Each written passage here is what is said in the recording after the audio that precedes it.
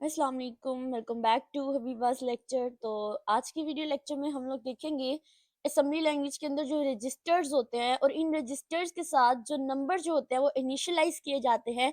इन numbers का मतलब क्या होता है, यानी ये जानना आप लोगों के लिए बहुत ज़्यादा इंपॉर्टेंट है, तभी आप अपनी असेंबली लैंग्वेज की प्रोग्रामिंग को ज़्यादा ईजी वे में सीख सकेंगे।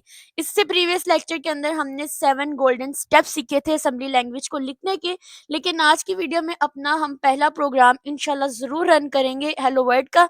और इसके साथ-साथ सबसे पहले हम लोग नंबर्स जो है, जो असेंबली लैंग्वेज में रजिस्टर्स के साथ यूज़ होते हैं, उनको सीखेंगे।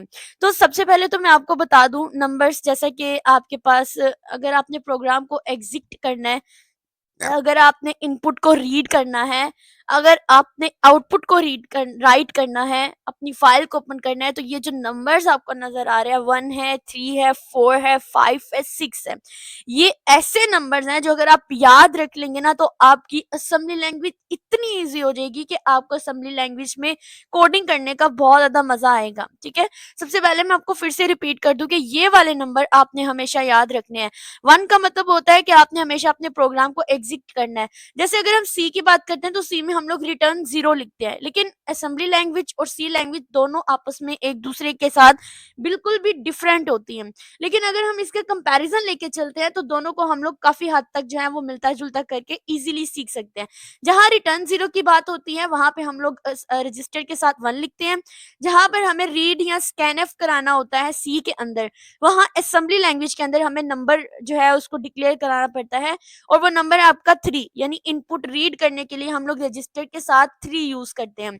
इसके अलावा अगर आपको आउटपुट प्रिंट करवानी है या आउटपुट आपको शो करानी है स्क्रीन के ऊपर, जैसे प्रिंट एफ और राइट होती थी आपकी, इसी तरह हम लोग जो है असेंबली लैंग्वेज के अंदर 4 नंबर का यूज करते हैं। ठीक है, जैसे अगर मैं मैसेज लिखूंगी हेलो वर्ल्ड का, तो मुझे हेलो वर्ल्ड को प्रिंट कराना है, यानी कि मुझे स्क्रीन पर उसकी आउटपुट शो करानी है। तो उसके लिए सबसे पहले जो मेरा रजिस्टर्ड होगा वो इसीलिए होगा, जब हम स्टार्ट करेंगे प्रोग्रामिंग को तो उसका मतलब होगा 4 लिखेंगे, जिसका मतलब क्या होता है कि आपने आउटपुट शो करानी है।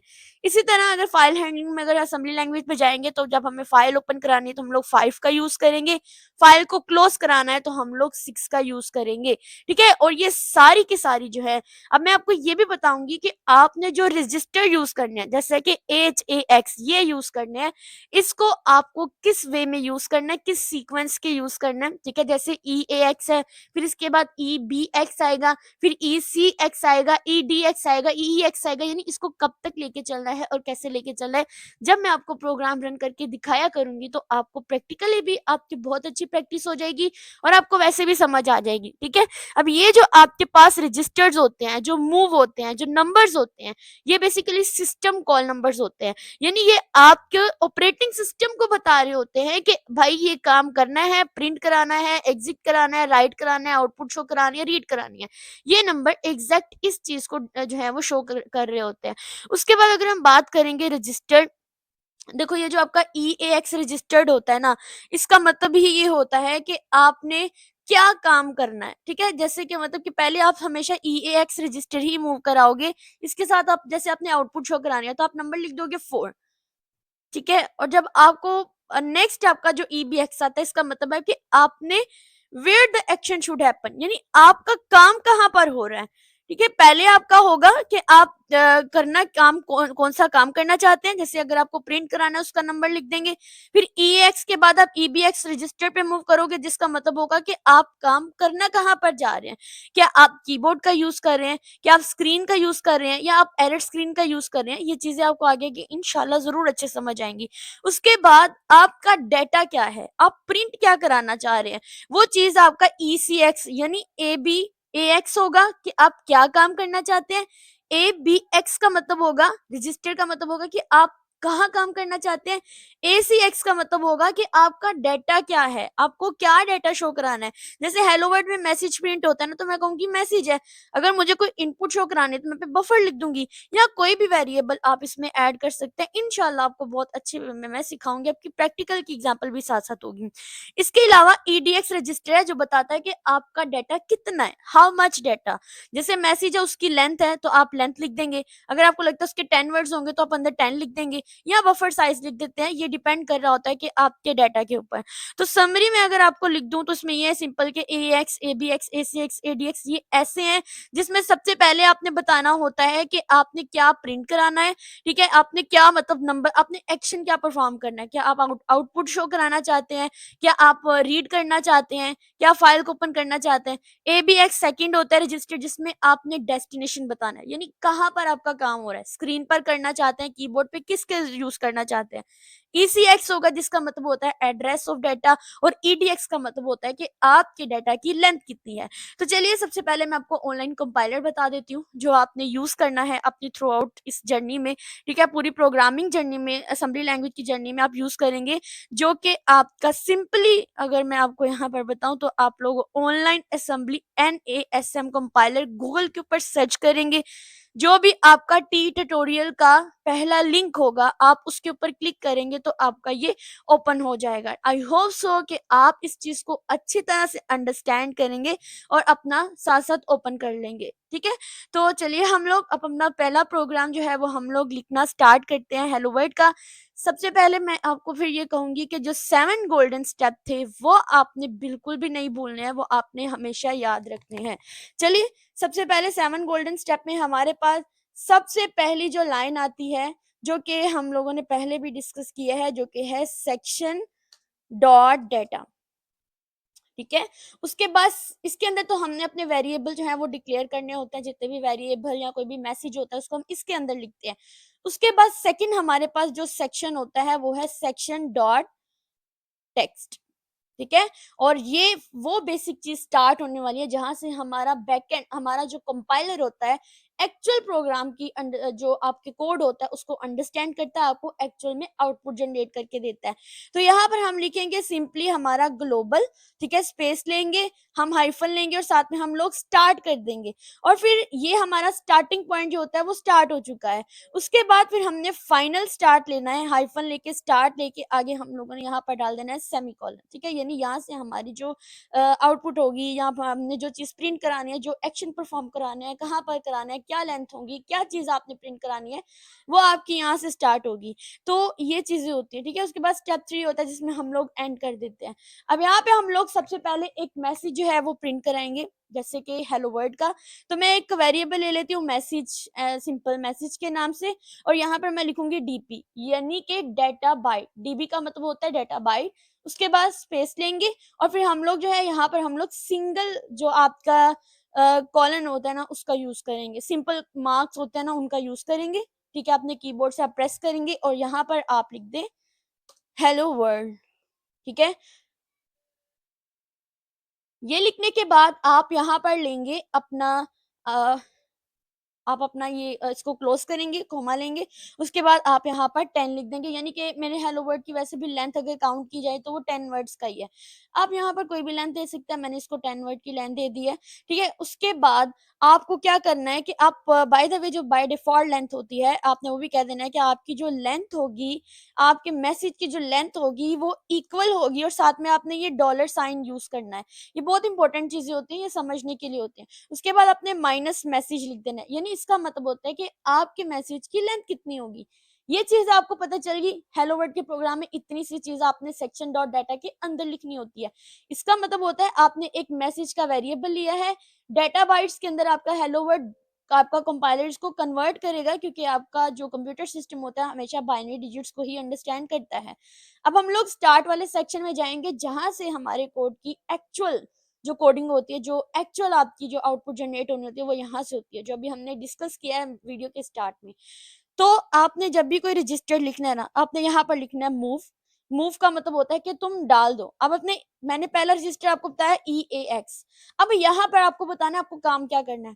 यहाँ पर आपने नंबर्स बताने होते हैं, ठीक है। EAX के बाद आपने हमेशा जो है कोमा डालना है। अब आपने, अगर मैंने आपको बताया अगर आप आउटपुट प्रिंट कराना चाहते हैं, जैसे हेलो वर्ल्ड मैसेज में प्रिंट कराना चाहती हूँ, तो मैं क्या लूंगी नंबर, यहाँ पर मैं नंबर लूंगी 4 का, ठीक है। ये हो गया कि मैंने काम क्या करना है, प्रिंट कराना है, तो मैंने यहाँ पर नंबर क्या ले लिया, 4 नंबर ले लिया। 4 नंबर का मतलब क्या होता है, सिस्टम कॉल नंबर होता है, जिसका मतलब आपने आउटपुट प्रिंट करानी है। उसके बाद मैं नेक्स्ट मूव करूंगी, पहला मेरा EAX था, अब मेरा EBX होगा। इसके बाद कोमा डालूंगी और EBX में मैं लिखूंगी वन। वन का मतलब क्या है कि प्रिंट कराने के बाद तुम फाइल को स्क्रीन आउट कर दो, यानी आपका जो मैं आपने जो चीज प्रिंट करानी है उसके बाद कोई नेक्स्ट चीज प्रिंट ना हो जो आपने दी ही नहीं है। वन लिख दिया। उसके बाद आपके पास नेक्स्ट आएगा मूव ई सी एक्स कोमा, इसके बाद ये कहेगा कि आपने प्रिंट क्या कराना है। जैसे मैंने एक मैसेज ऊपर मैंने वेरिएबल मैसेज का लिया हुआ है, हेलो वर्ल्ड मुझे प्रिंट कराना है तो मैं यहाँ पे मैसेज लिख दूंगी। उसके बाद मुझे लेना है कि हाउ मच डाटा, यानी आपका डाटा कितना है, तो मैं लूंगी EDX वाला रजिस्टर लूंगी और मैं कहूंगी कि ये जो इक्वल लेंथ होगी ना मेरे मैसेज की, जितनी भी लेंथ है उतनी ही लेंथ के इक्वल मुझे तो मेरी आउटपुट स्क्रीन पे शो करके दो। ठीक हो गया।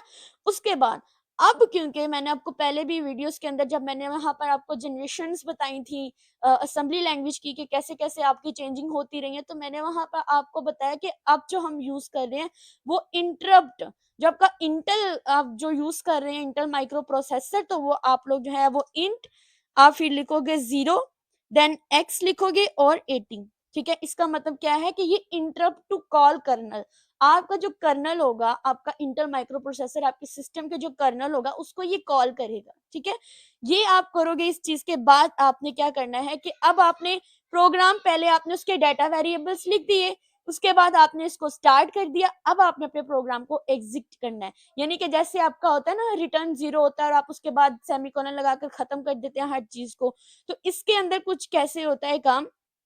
देखो, आपने यहाँ पर EX का मतलब प्रिंट कराना सीखा था ना, तो अब एग्जिस्ट के अंदर आप क्या करोगे, आपने लिखना है मूव EAX, जो आपने काम किया है अब वो एग्जिट कर दो, यानी रिटर्न 0 कर दो। उसके बाद आपने क्या करना है कि नेक्स्ट आपने एक ऑपरेटर यूज करना है, एक्स और ऑपरेटर।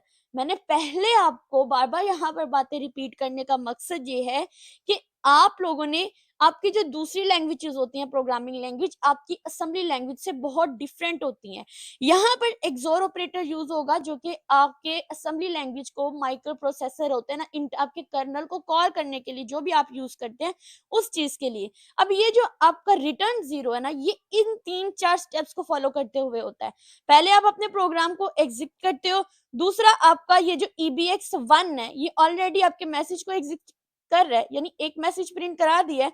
उसके बाद एक्सोर ऑपरेटर से हम लोग इसको बार बार जो है निकाल देंगे। ठीक है, बाहर निकाल देंगे, मैं लिखूंगी EBX, ठीक है, और कोमा डालने के बाद मैं कहूंगी हाँ जो चीज मेरी रिटर्न होनी 0 होनी थी वो मेरी हो जाए।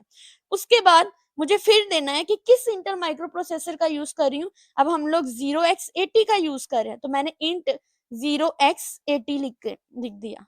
ठीक है, ये मेरा पहला प्रोग्राम था।